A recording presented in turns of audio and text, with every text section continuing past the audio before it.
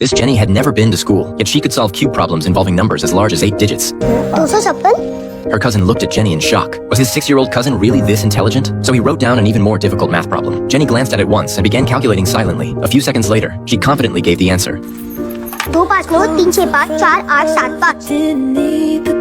After checking it carefully, her cousin found that the answer was correct. Excited, he grabbed Jenny and rushed to find her parents. He told them that Jenny was actually a mathematical genius. At first, they thought he was joking. To prove that he wasn't joking, the cousin gave Jenny another problem on the spot. Before answering, Jenny asked him for $1. After he handed it to her, Jenny agreed to solve the problem. The numbers seemed to float around inside her mind. 512. They stared at the identical answer in disbelief. The father's eyes suddenly lit up. Soon, he took his daughter to a school. He told the teachers that his daughter was a math prodigy. He even asked them not to make the questions too easy. Otherwise, the child would get bored and refuse to calculate. So the teacher really did write down a 10-digit cube problem. Jenny erased the digit separators. Then she began calculating. In just 3 seconds, she wrote down the answer. The teacher checked the solution in her hand. It was completely correct. She too was stunned by Jenny's talent. The students and teachers below burst into applause. Jenny smiled with confidence. But her father did not let her go to school. Instead, she was treated as a tool for making money. He kept taking her from place to place to perform mental calculations. One night, Jenny returned home after a performance. She discovered that her beloved older sister had fallen ill and passed away. In grief and anger, Jenny questioned her mother. Why hadn't they taken her sister to the hospital? The father replied that her sister's illness was very serious. If they had tried to save her, it would have used up all the family's savings.